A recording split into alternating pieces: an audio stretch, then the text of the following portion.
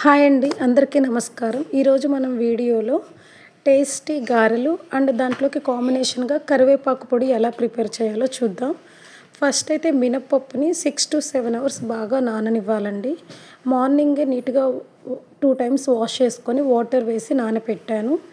ఈవినింగ్కి నీట్గా నానిపోయి ఉంటాయి. అవన్నీ వాటర్ అన్నీ నీట్గా వంపేసుకొని నెక్స్ట్ ఈ మినపప్పుని గ్రైండర్లో వేసుకొని మన గారెపిండికి తగ్గట్టుగా పిండిని గ్రైండ్ చేసుకోవాలి. పిండి కొంచెం గట్టిగా ఉంటేనే మనకి గారెలు అనేవి టేస్ట్గా ఉంటాయి. పైన క్రిస్పీగా లోపల స్మూత్గా ఉంటాయండి. అంతేకాకుండా పిండి గట్టిగా ఉండటం వల్ల మనకు ఆయిల్ కూడా తక్కువ పీల్చుకుంటాయి గారెలు. ఈ పిండిని ఇట్లా నీట్గా ఒక బౌల్లోకి తీసుకొని పక్కన పెట్టుకోవాలి. నెక్స్ట్ నేను ఇంకా గారెపిండి వేసిన రోజే ఇడ్లీకి దోశకి కూడా బ్యాటర్ ప్రిపేర్ చేసి పెట్టుకుంటాను. సండేనే ఇవన్నీ రెడీ చేసుకుంటాను. రిమైనింగ్ డేస్లో స్కూల్స్ ఉంటాయి మాకు. నెక్స్ట్ దీంట్లోకి కాంబినేషన్గా కరివేపాకు పొడి ఎలా చేయాలో చూద్దాం. ఫస్ట్ అయితే 2 tablespoons ఆఫ్ ఆయిల్ వేసుకొని ఆయిల్ హీట్ అయ్యాక ఒక గుప్పెడు పచ్చిశనగపప్పు అలాగే ఒక గుప్పెడు మినపప్పు వేసుకొని లైట్గా ఫ్రై అవ్వనివ్వాలి. వీటిని మీడియంలో కానీ సిమ్లో కానీ ఉంచి స్టవ్ని ఫ్రై చేయండి. హైలో పెట్టడం వల్ల అవి మాడిపోయి మనకి టేస్ట్ పాడవుతుంది. సిమ్లో పెట్టి ఇట్లా లైట్గా ఫ్రై అవ్వనిస్తుంటే బాగా ఫ్రై అయ్యి మనకు మంచి స్మెల్ వస్తుంటాయి. నెక్స్ట్ దీంట్లోకి 2 tablespoons ఆఫ్ ధనియాలు వేసుకొని అలాగే కొంచెం మెంతులు వేయటం వల్ల మనకి స్మెల్ అనేది బాగుంటుంది కరివేపాకు కారం. నెక్స్ట్ కొంచెం జీలకర్ర కూడా వేసుకొని ఈ దినుసులు మొత్తాన్ని బాగా ఫ్రై అవ్వనివ్వాలి. నెక్స్ట్ మన కారానికి సరిపడా ఎండుమిర్చి వేసుకొని వీటన్నిటిని బాగా ఫ్రై అవ్వనివ్వాలి. ఎండుమిరగాయలు కూడా ఫ్రై అయ్యాక ఒక 2 cups కరివేపాకుని ముందుగానే నీట్గా వాష్ చేసుకొని ఆ వాటర్ పోయేలాగా ఆరనివ్వాలి. ఇప్పుడు ఆ కరివేపాకును కూడా మన బాండీలో వేసుకొని కరివేపాకు ఇట్లా కిందకి వెళ్ళినట్టు దినుసులు పైకి వచ్చేటట్టు పైకి కిందకి కదుపుతూ బాగా ఫ్రై చేసుకోవాలి. లాస్ట్గా కొంచెం చింతపండు వేసుకొని స్టవ్ ఆఫ్ చేసుకొని వీటిని పూర్తిగా చల్లారనివ్వాలి.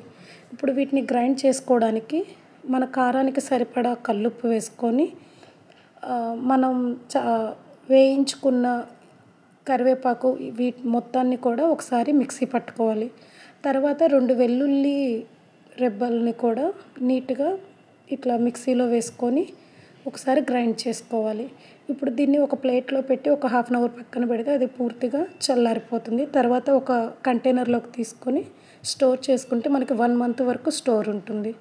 మనం గ్రైండ్ చేసుకున్న గారెపిండి ఉంది కదా, ఇప్పుడు దాంట్లోకి మనము కరివేపాకు, కొత్తిమీర, పచ్చిమిర్చి అలాగే ఒక పెద్ద సైజు ఆనియన్ కూడా కట్ చేసుకొని పీసెస్గా ఆ పీసెస్ మొత్తాన్ని మన గారెపిండిలో వేసుకోవాలి.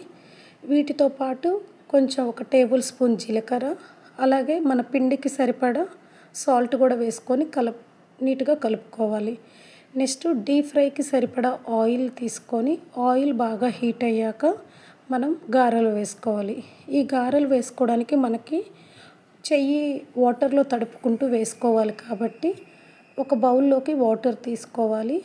అలాగే ఒక కవర్ని ఫ్లాట్గా ఉండే ఒక టేబుల్ మీద కానీ లేకపోతే ఇలా మన వెజిటేబుల్ కట్టర్ మీద కానీ పెట్టుకొని నీట్గా గారెలు వేసుకోవటమే.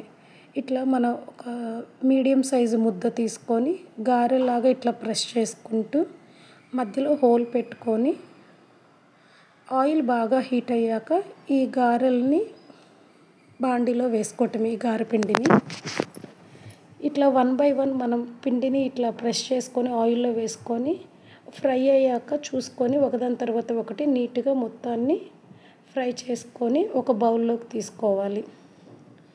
మనకి పిండి గట్టిగా ఉండటం వల్ల ఆయిల్ అనేది తక్కువ పీలుస్తుందండి. అలాగే టేస్ట్ కూడా చాలా బాగుంటాయి.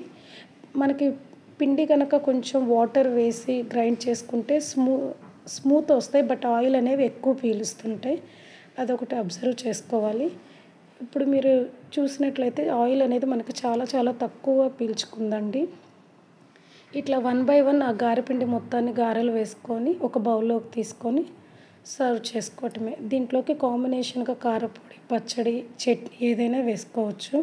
వీడియో నచ్చితే ప్లీజ్ లైక్ చేయండి, సబ్స్క్రైబ్ చేయండి.